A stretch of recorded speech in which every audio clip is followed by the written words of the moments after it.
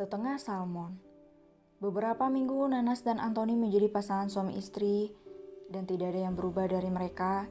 Nanas dengan keabsurdannya dan Anthony dengan sikap cueknya. "Om, anak kita kira-kira manusia apa bukan?" tanya Nanas bersandar pada bahu Anthony. Anthony yang sedang membaca koran dengan tangan kirinya dan tangan kanannya yang sibuk mengusap rambut Nanas mengalihkan pandangannya ke istri labilnya itu. "Saya nggak tahu, jangan tanya saya," jawab Anthony datar. Nanas bangkit dari posisinya dan menangkup baju Anthony. "Serius ih, Om memangnya mau anak cowok apa cewek?"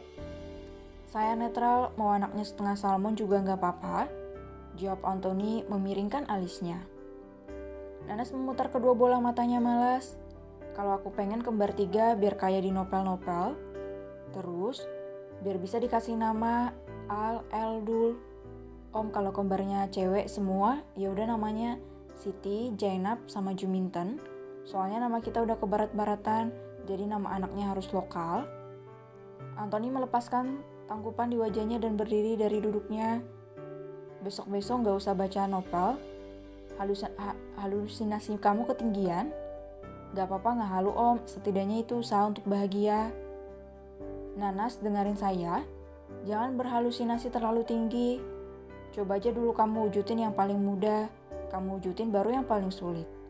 Ngapain kamu berhalusinasi terlalu jauh kalau ada yang dekat bisa kamu jadikan kenyataan?" "Caranya?" tanya Nanas polos.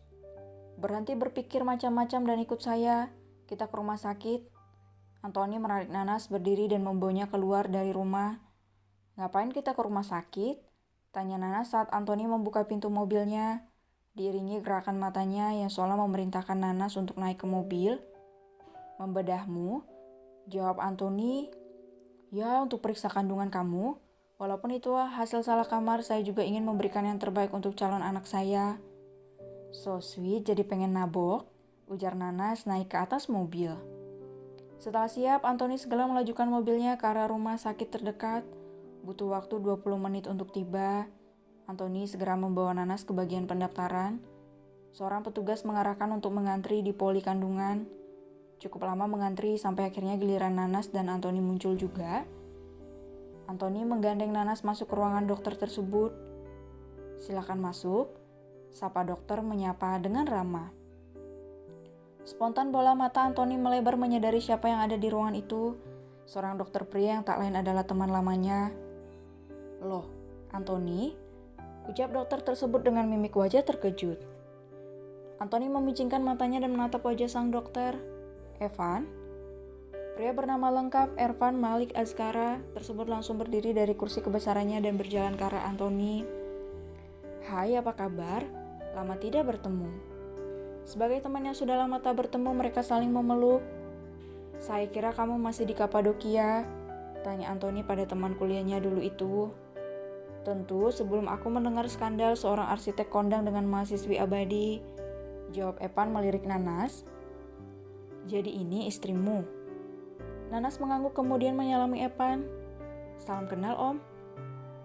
"Hah, jangan panggil Om dong, Mas aja gimana?" ralat Evan menyambut uluran tangan Nanas. Iya Mas." Cemburu merasuk ke hati Anthony ketika melihat tangan keduanya saling bertaut.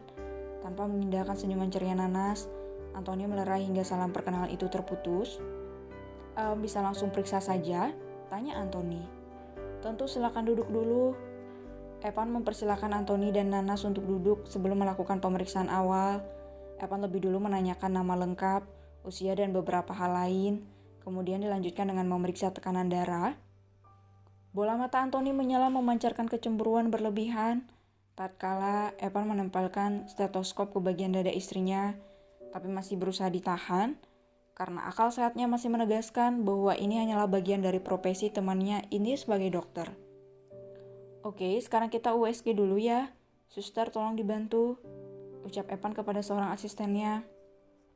Perawat wanita itu pun membantu Nanas untuk berbaring di ranjang pasien, menyingkap pakaian Nanas hingga batas bawah dada dan mengoles gel di permukaan perutnya. Evan mengambil sebuah alat dan hendak menggeser benda itu di atas perut Nanas, membuat mata Anthony membelalak. "Gak boleh," pekik Anthony menghalau tangan Evan. Evan memandang Anthony. kali ini dengan kerutan tipis di alis. Maksud kamu kalau tidak boleh terus saya bagaimana periksanya? Ya begitu, jawab Anthony kelabakan. Jangan lihat perutnya. Rahang Evan terbuka lebar, ia hanya dapat menggelengkan kepalanya. Kalau tidak bisa lihat bagaimana saya periksanya? Jangan disentuh, kamu modus ya, Pan? Cegah Anthony yang membuat sang dokter menarik napas dalam. Masih beruntung karena suami pasien adalah teman lamanya. Namun kelakuan Anthony yang posesif cukup membuatnya terkejut. Lama tidak bertemu, sepertinya lidahmu makin licin ya, Ton? Sepertinya kamu perlu diperiksa juga. Jangan-jangan kabel merahmu putus? Sindirnya sambil tertawa kecil. Sembarangan kamu. Lagian suami mana yang suka istrinya dipegang laki-laki lain? Saya kan hanya menjalankan tugas. Pokoknya kamu tidak boleh lihat atau pegang. Teriak Anthony sekali lagi dengan nada yang lebih menekan. Sementara Nanas yang melihat tingkah suaminya hanya dapat tersenyum kecut. Ya sudah, kalau tidak boleh lihat dan pegang, biar saya lihat ke monitor saja ya. Kamu duduk dulu dong, santai, sedikit.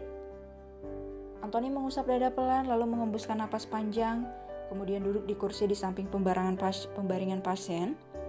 Evan pun melanjutkan memeriksa perut Nanas, sementara Nanas hanya rileks dengan sentuhan. Sosok dokter tampan seperti Evan dan Anthony hanya diam tanpa bisa melakukan apapun. Nah, itu anak kamu. Evan menunjuk gambar pada layar monitor yang menampilkan titik putih berbentuk kacang yang membuat alis Anthony saling bertaut. Kok anak saya bentuknya kayak kecebong, Pan? Seharusnya kan seperti bayi? Tanya Anthony yang membuat Nanas tertawa lepas. Gak, Ton, itu gambar embrionya. Memang bentuknya masih begitu? Jawab Evan sambil menahan tawa. Meskipun masih tampak bingung, namun Anthony mengangguk tanda mengerti. Tatapannya tak pernah lepas dari layar monitor, dengan pikirannya yang melayang dengan ribuan pertanyaan tentang bentuk embrio. Oke, sudah selesai kan? Tanya Anthony. Evan mengangguk sementara Nanas membenahi bajunya. Makasih ya Mas Evan. Gak usah manggil Mas, jijik saya dengarnya. Protes Anthony. Kamu saja panggil saya Om. Evan kembali mengatupkan bibirnya demi menahan tawa. Anthony yang selama ini adalah sosok yang santai dengan pembawaan tenang tiba-tiba menjadi sangat posesif dan tentunya cukup aneh bagi Evan. Konsultasi berlanjut. Evan memberikan beberapa petunjuk penting tentang menjalani kehamilan di trimester pertama. Terima kasih, Pan, ucap Anthony setelah Evan memberi resep obat yang harus ditebus di apotek. Anthony pun berpamitan. Nanas sudah keluar lebih dulu. Oh iya, Ton, kamu gak merasa ketuaan untuk istrimu? Kelapar Evan membuat mata Anthony melotot.